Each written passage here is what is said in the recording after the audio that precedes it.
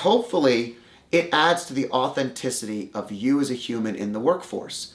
It makes you remember why you're working. See, fun is one of those things that if you don't build it into the structure, into the culture, it can be forgotten. It can be forgotten in your family. It can be forgotten in your day-to-day. You can get so busy with running your life that you forget life is worth living. And living life with freedom is something we say here all the time. But what does it actually mean to you? Are you free? Do you feel free? Do you feel like work embodies that level of freedom? And if it doesn't, we want to help you get there. I want to help you get there. These are the things that we talk about all the time.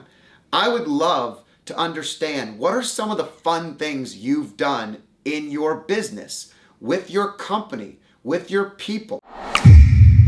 Where's the fun in business? Can it be fun? Do we have to remind ourselves of this all the time? I mean, when things get stressful and you're working super hard and your head's down, fun is the last thing on your brain. And the truth is, if you're super driven, results oriented, you're a go-getter, you can forget to have fun. In fact, not only can you forget to have fun, but if you're building a culture for a community, for a company, for a business, you can forget that nobody wants to have fun with you. You can forget that having fun is a part of your culture. In fact, it's the most important part of culture. An authentic level of fun can change the dynamic of anything. Let me give you a couple of ideas. So every Monday and every Friday, we have what we call a huddle. We do it on Zoom if you're not local. If you're local, you're in the same room. And the reality is that Zoom is 30 to 45 minutes on average. Now we do it every Monday and it's water cooler talk. Now, why do we do it? I can guarantee you, first of all, that there are people within our company that look at it as a waste of time. They look at it as something that, oh gosh, we have to do this every single Monday. Why do we have to do it? But the reality is every Monday, we learn a little bit more about the very people that make up our company, the humans behind the job, the people that we work with, our friends, our counterparts, people that we like to be around. See, we have fun together. We share funny stories. Just today, we shared one of the funniest stories that I'm not gonna share right now, but it was awesome.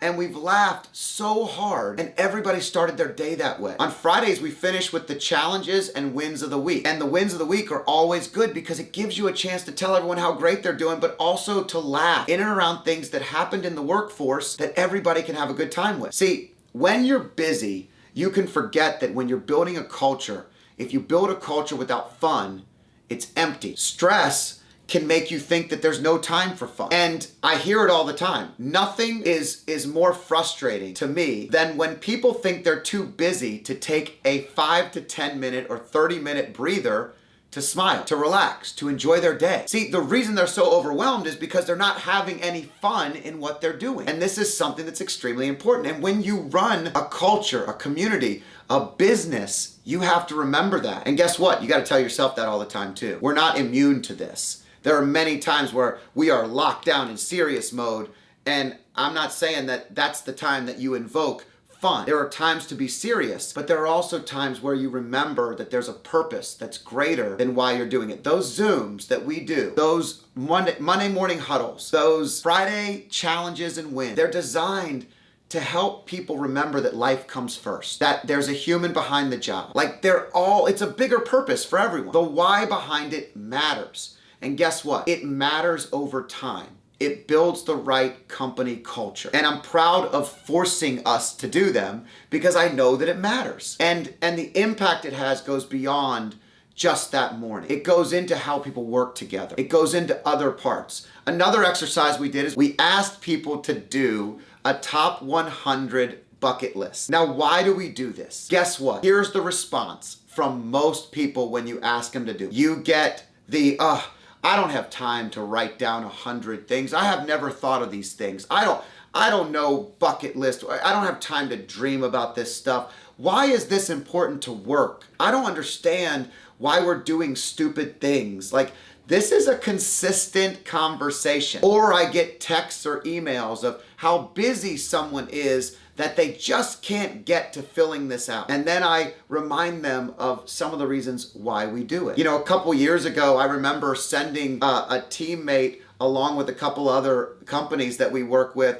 to a World Series Red Sox game. Like, it was an awesome experience, something they had always wanted to do. Something that for some people might be once in a lifetime. And instead of giving them a dollar amount bonus, we provided an experience that was memorable forever. A story that went with business, but it was part of life. It was a big part of life. See, what we find when we do these top 100 bucket list things, these really big time sucks and the things that just draw you away from your job for so long, I'm really joking here. It is that we find out there's things that you haven't even thought of before that now you put on paper. We find out there's some things that we might be able to do from a company perspective to help elevate your life, your culture, your family. Things that stand out so far beyond the norm that you may not have even thought about it. And why 100? Because guess what? The first 10 or so were easy. Everything after that requires you to think. It requires you to research a little bit. It requires you to actually dive deep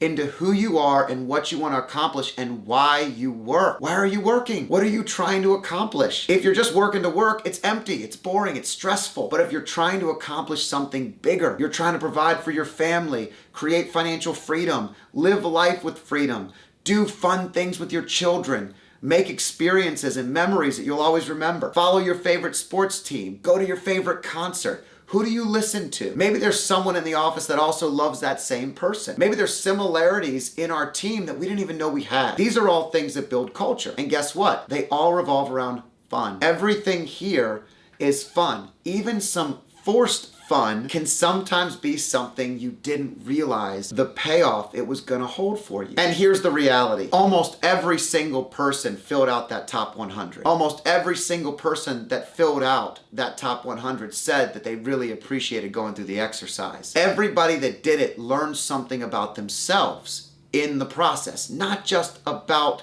giving us that information, but about themselves. We didn't share it with everybody. We only shared it if you wanted it to be shared. But the fun that we had talking about some of the things on those huddles, on those stories, make a huge difference for the company. And hopefully, it adds to the authenticity of you as a human in the workforce. It makes you remember why you're working. See, fun is one of those things that if you don't build it into the structure, into the culture, it can be forgotten. It can be forgotten in your family. It can be forgotten in your day-to-day. You can get so busy with running your life that you forget life is worth living. And living life with freedom is something we say here all the time. But what does it actually mean to you? Are you free? Do you feel free? Do you feel like work embodies that level of freedom? And if it doesn't, we want to help you get there. I want to help you get there. These are the things that we talk about all the time.